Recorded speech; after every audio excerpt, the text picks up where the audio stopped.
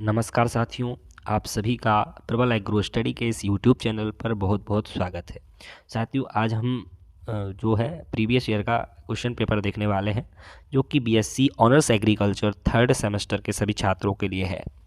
तो जो आपका जो पेपर का नाम है, सब्जेक्ट का नाम है क्रॉप प्रोडक्शन टेक्नोलॉजी, जो कि खरीफ क्रॉप्स के लिए है। ठीक है, तो इसके लिए हम पूरा देखेंगे पेपर कैसा पेपर आया था। 2023-24 का ये पेपर है। तो आप सभी से मेरा एक रिक्वेस्ट है, यदि आपने चैनल को सब्सक्राइब नहीं किया है तो सभी लोग सब्सक्राइब कर लेना, और वीडियो को लाइक सभी लोग ज़रूर करेंगे। इसी प्रकार वीडियो यदि आपको चाहिए, मैं आपके लिए मोस्ट इंपॉर्टेंट क्वेश्चंस भी लेके आता रहूँगा, जिससे कि कंसेप्ट आपके क्लियर बने रहे। तो आप सभी लोग सब्सक्राइब और लाइक ये सब कर दिया करो, जो कुछ भी आपका रहता है। ठीक है, बाकी मेरा जो काम है मैं कर रहा हूँ। तो वीडियो को शुरू करते हैं। तो इसमें आपको 2 सेक्शंस देखने को मिलेंगे। सबसे पहले देख लेते हैं, आपको 2 घंटे दिए जाएंगे पेपर के लिए। 50 नंबर का पेपर रहेगा, मैक्सिमम मार्क्स आपके 50 नंबर है, और टाइम आपको 2 घंटे का दिया जाएगा। तो attempt questions from both sections as directed. ठीक है, तो दोनों खंडों से निर्देश अनुसार प्रश्नों का उत्तर आपको देना है। तो सेक्शन ए है और सेक्शन बी है। तो सेक्शन ए जो है वो आपका लघु उत्तरीय प्रश्न वाला रहेगा, यानी शॉर्ट आंसर टाइप इसमें रहेंगे।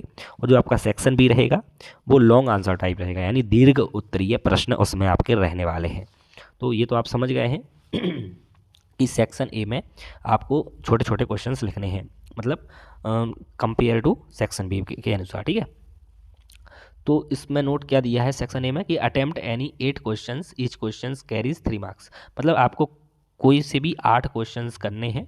कितने? आपको 15 क्वेश्चंस दिए गए हैं सेक्शन ए में, इसमें से आपको 8 क्वेश्चन करने हैं, और 8 का प्रत्येक क्वेश्चन का 3 नंबर बनेगा। तो ये 24 नंबर का है, ऐसा कि यहाँ पे लिखा भी है, ये आपको दिख रहा होगा। ठीक है, वो दिख भी रहा है। तो ऐसा हिंदी में ही लिखा है कि 8 प्रश्नों का उत्तर देना है, प्रत्येक के 3 अंक आपके निर्धारित हैं।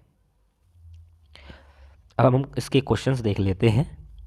पहला क्वेश्चन है nitrogen use efficiency in rice. तो इसके बारे में हमको लिखना है कि जैसे धान में नाइट्रोजन प्रयोग की दक्षता क्या है। ठीक है, तो इसके बारे में लिखना है। तो एक बात का आपको ध्यान रखना है, मैं आपको एक टिप दे रहा हूँ। देखिए, थोड़ा सा आपको बता रहा हूँ, इस बात का आप ध्यान रखिएगा जब भी आप एग्ज़ाम देने जाएं, कि आपके पास 15 क्वेश्चंस हैं, आपको 8 क्वेश्चंस अटैम्प्ट करने हैं।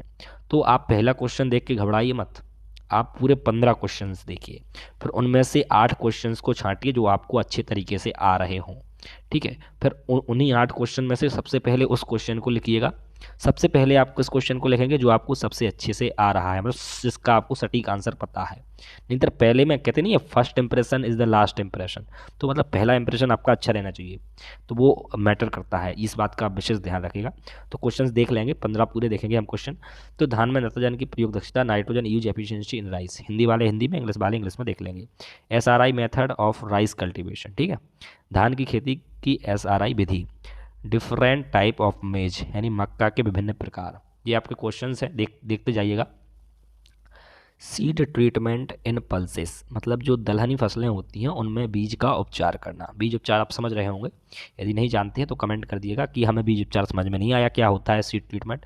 तो इस पर हम अलग वीडियो आपको बना देंगे। जिस भी टॉपिक पर आपको दिक्कत हो रही हो उसका आप कमेंट जरूर कर दीजिए कीजिए, जिससे कि हमें पता चले कि आपको किस टॉपिक में प्रॉब्लम हो रही है।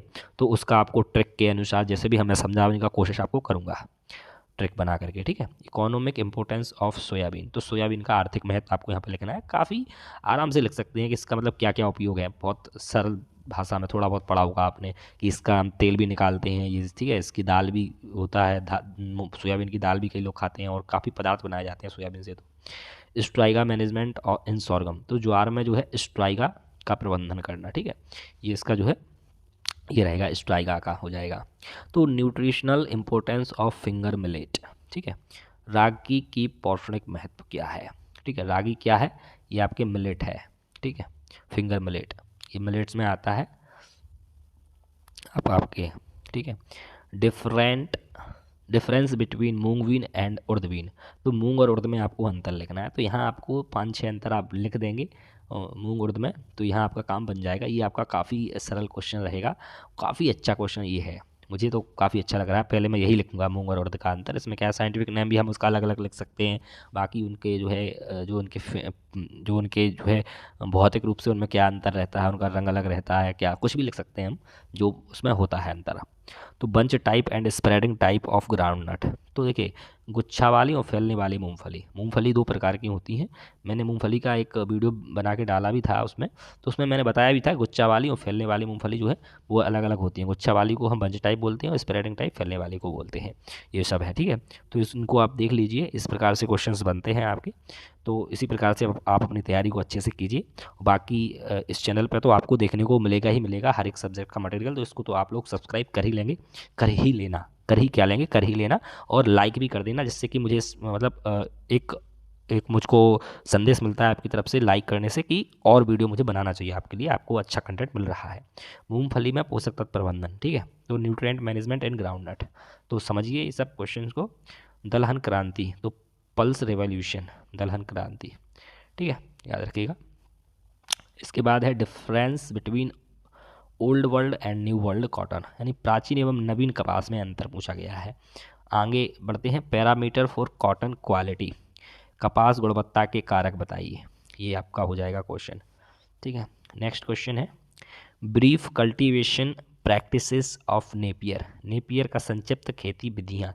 नेपियर क्या है, एक प्रकार की घास है, क्या है, घास होती है, मतलब ग्रास होती है, ये आप याद रखिएगा, ठीक है। संक्षिप्त खेती का विवरण यहाँ पे पूछा गया है आपसे, कोई लॉन्ग में नहीं लिखना है आपको, थोड़ा बहुत इसको बारे में जो पता है आपको वो लिखना पड़ेगा यहाँ पे 8-10 लाइन में, 3 नंबर का है तो 10-15 लाइन में आपको लिखना पड़ेगा।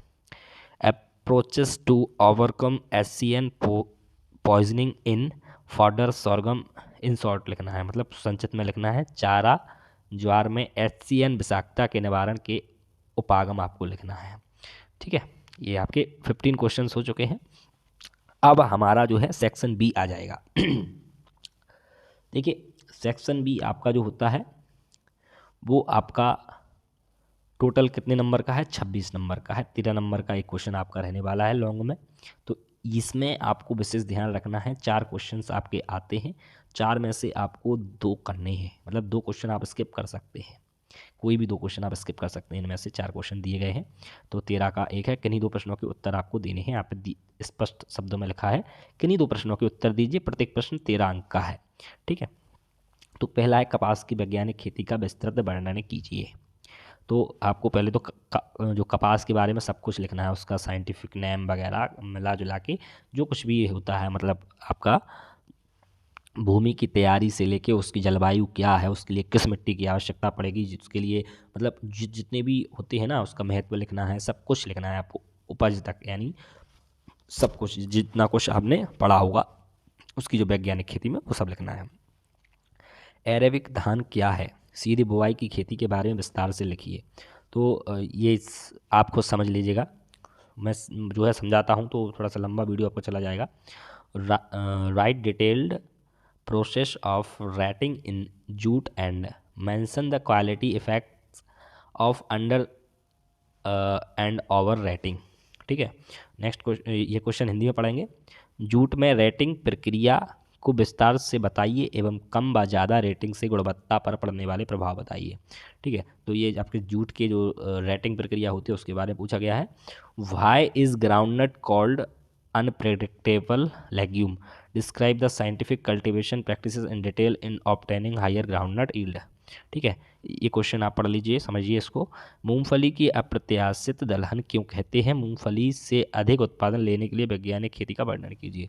तो इसमें आपको ये बताना है कि मूंगफली को अप्रत्याशित दलहन या मतलब अनप्रेडिक्टेबल लेग्यूम क्यों कहते हैं, और describe the scientific cultivation practices in detail for obtaining higher groundnut yield. ये सब आपके क्वेश्चंस हैं, मतलब क्वेश्चन पेपर आपका काफ़ी अच्छा है ये, ठीक है। अच्छा लेवल क्वेश्चंस का है, मतलब सरल क्वेश्चन भी हैं, मॉडरेट भी हैं, और कुछ क्वेश्चंस आपके जो हैं हार्ड भी इसमें रहने वाले हैं। तो आपको कुछ नहीं करना है, बस आराम से अपना जो है अच्छे से तैयारी कीजिए। बाकी आप हमारे साथ जुड़े रहिए प्रबल एग्रो स्टडी के साथ। बाकी हमारा जो है टेलीग्राम चैनल को भी ज्वाइन कर लीजिएगा, जिससे कि आपको जो है समय समय पे हम मटेरियल उस पर देते रहते हैं टेलीग्राम चैनल। और व्हाट्सएप ग्रुप जरूर ज्वाइन कर लेना, व्हाट्सएप पर जो हमारा चैनल है वो ग्रुप है, उसका दोनों का लिंक मैंने दे दिया है डिस्क्रिप्शन बॉक्स में, तो आप सब लोग ज्वाइन जरूर कर लीजिएगा, क्योंकि वहाँ पर मैं ना आप लोगों से कनेक्ट रहता हूँ और आप लोगों तक मैं जो है अच्छे से अच्छा जो है PDF जो कुछ भी मटेरियल रहता है मैं आपको पहुँचा देता हूँ। ठीक है, धन्यवाद, मिलते हैं अगली वीडियो में, तब तक के लिए अच्छे से पढ़ाई करते रहिए। जय हिंद, जय भारत।